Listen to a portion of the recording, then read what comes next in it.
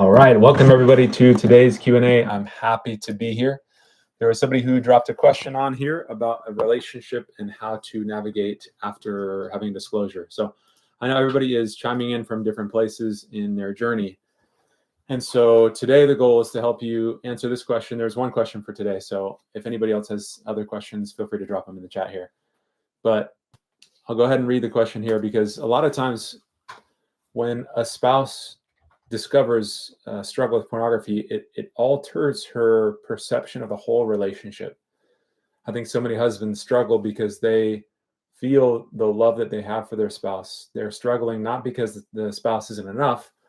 They're struggling because of underlying patterns that haven't gotten the attention that they've needed. So they stay stuck. But for a wife, they see a husband struggling and then covering it up with dishonesty. It tells her, in many cases, that she's not enough, that he doesn't really care. And if he did care, he wouldn't be doing this. So it puts him in a really tough spot in terms of how does he rebuild trust? How do you repair the damage? Because right now, when she finds out about everything, like I said, it redefines the whole relationship in her mind.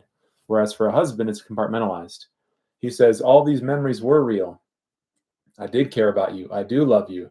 All the times and the good conversations that we had, all are real. That's how I feel. And there's this thing off in the corner that I struggle with that doesn't reflect me not caring about you. For a wife, they have a really hard time reconciling those two things. So there's a whole repair process that goes along with that. A part of that process is disclosure, which is what the question was today. So let me see if I can even put it in the chat just so everybody has it in front of them. Let's see. Oh, hello. I just saw you chime in here. It's good to have you here as well. Thanks for joining the live here. So I'm putting in the chat here. Oh, it looks like the question is too long. Let me delete the half of that. Okay, so I'm gonna have to delete some of this here. Here's the general question. How can I start? Well, let me read this back here. Struggling with showing up with validation, ownership, and empathy. My wife, when I went through the disclosure process, I answered the questions honestly. Now the question in the chat, how can I help her start to heal from the false reality that she has and the lies I've told for years? She wants a polygraph test before making any decisions about where we go from here. Any help would be greatly appreciated. I think it's a really good question. There's a couple of parts to it. I think number one, doing the full disclosure, which it sounds like you've done, which is great. Now, so many times a wife has a really hard time understanding how it happened and why it happened, which I think is a part of the healing process, being able to articulate that. And then secondly, how do you move forward and help her believe the changes that you're trying to make now? So it sounds like that's what your question is. I think that polygraph tests can be really helpful. There's a place for those. They're not some magic bullet, but I've seen some couples, if they choose to do them, not every couple chooses to do them, but the ones where there's been lots of dishonesty and a total mismatch between reality and the past, it can actually help to do a polygraph. Here's the reason why. Right now, she can't believe any words that a husband says. So if you're in this position and you try to share with your wife that this is different, that this really is the truth. Everything you shared in the disclosure is actually true. That sounds very nice, and she probably wants to believe that. But because there's been dishonesty, and if there's been lots of it, she won't be able to believe that. It'll just feel like another deception. Because maybe, like most men who are in this position, have had that conversation already, where they say, this really is everything, and then something else comes out. So now that's not going to work. It's not going to help her. So a disclosure with a polygraph can be some at least verifiable or tangible evidence. It's not proof, but it can provide some evidence that what you're saying is true. So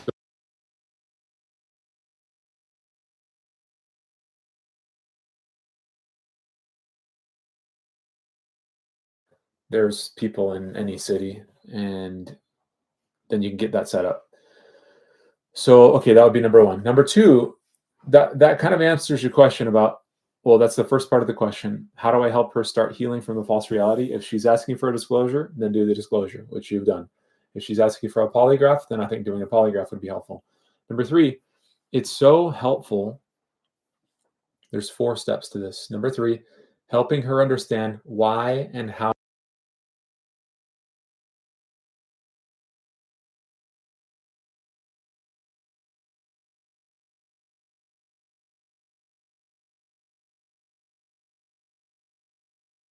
It's like there's been a breakdown along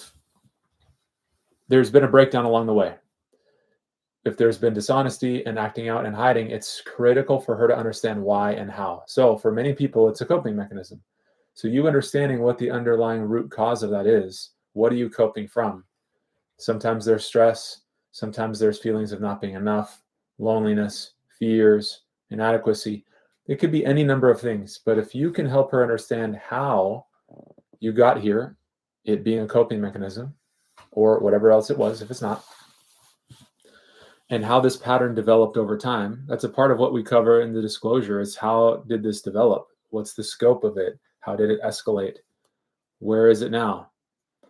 And so when we can go into here's all of the pieces that contributed to this pattern, let me give you a more specific example.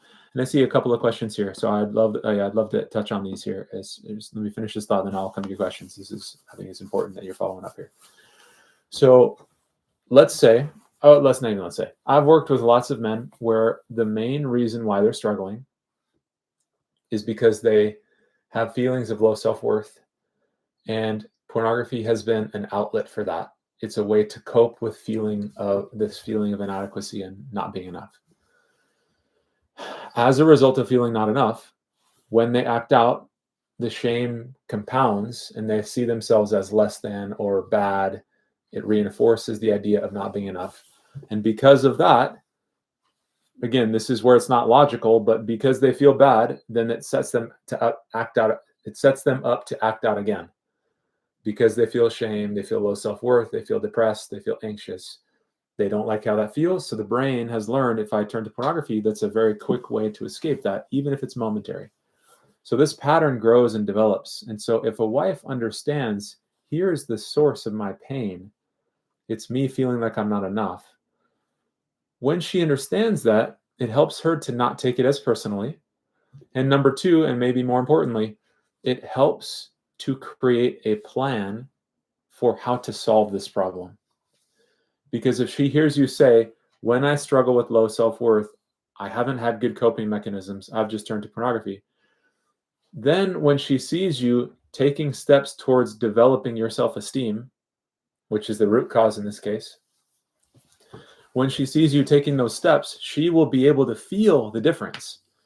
Instead of just trying to white knuckle through temptation, she will see you actively working on building your self-esteem by challenging shame, by sharing with her more openly about how you're feeling and what's going on. Instead of you hiding how you feel, you're sharing it. You're actively taking steps to solving the problem, which become tangible evidence that you're making changes. So this is the value of understanding why you're struggling with this, identifying the root cause, because if you don't know, she won't be able to feel safe. And going back to your question, how do you help rebuild? How do you start to help her heal from the false reality? By creating a new reality. She needs new evidence that things are different. And what specific things need to be different? Well, resolving the root cause. So let me know in the chat if this makes sense. That's the path that we want to go. Disclosure, and in your case, as you posted, Eric, the polygraph, because she's asked for that. Number 3, identifying the root cause of this and why you're struggling. Number 4, specific actions that resolve the root cause.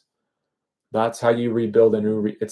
You're rebuilding a new reality. You're helping her heal by creating something new, instead of the old pattern of maybe not taking action, not knowing what the root is, not communicating with her very well. Those tangible actions are how you can start to help her feel like things are different. Okay, so all right, good. Glad that makes sense. Let me come to the questions here. Caesar, I want to thank you. Still recovering. In the beginning of my journey, it was tough. 4 years strong in marriage on October 15th. Great job, Caesar. Really glad to hear that. Keep up the good work. I know this is a tough journey, but it sounds like you're on the right track. So I'm really happy to hear that. Okay, next question is, what should I tell my spouse if she ever asks, what if I did not find out? Yeah, that's a good question. For a lot of people, the reality is that a wife didn't actually discover it. The pattern would probably have kept going. Now, she, of course, isn't going to want to hear that because that's going to feel bad. Here's how I think you can explain this to her.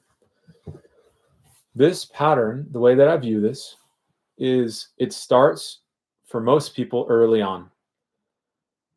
Imagine, okay, maybe I'll use an analogy. Imagine being a kid in a wide open, dry field of wheat, and you've got a set of matches, and you're playing with the matches, and a little bit catches fire.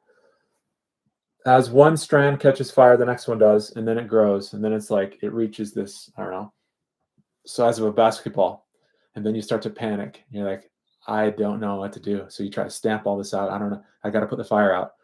But the problem is that fire grows beyond your ability if your only tool is I got to stamp this out, or I'm going to throw some dirt on it. If that's your only tool, what happens is the fire grows bigger and bigger and bigger to the point where trying to stomp on it no longer works.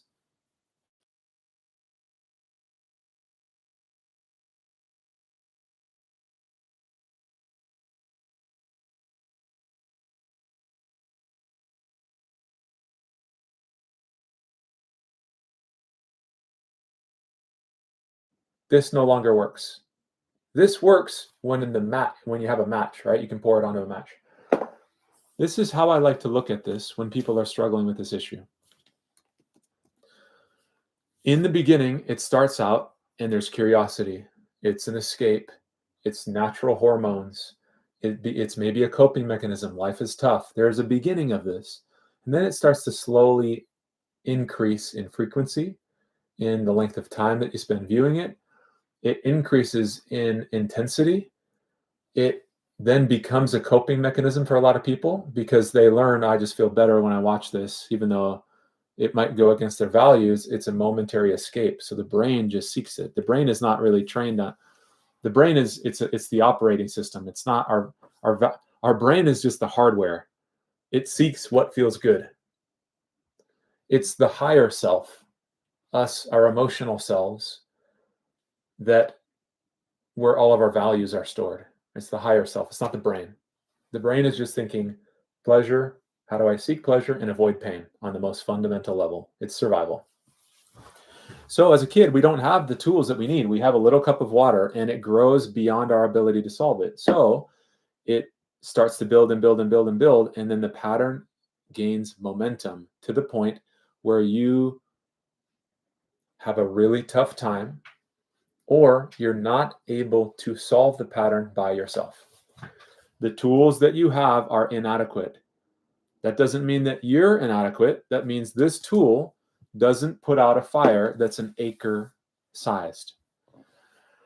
So then what happens is without it coming out into the light, you don't learn new tools.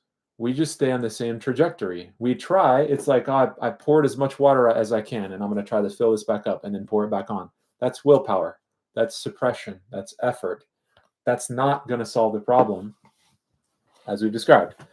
So all of this, fast forward to your question now. What if she says, if I never found out, would you have just kept this from me? Well, the reality is most men hate the fact that they're struggling, and a part of them secretly hopes that they will be discovered so it can come out into the light so they can then fully address it. Occasionally, a husband will disclose to his wife without her finding out, but that is very, very rare. That is the ideal, though. So all of this to say, if that is true and you are in the category of this had so much momentum, I wasn't able to stop. It needed to be like hard reset. A discovery is a hard reset. It creates an opportunity for you to do something different now. Without that, and you're just stuck in the current and how powerful it is, some men stay there for years.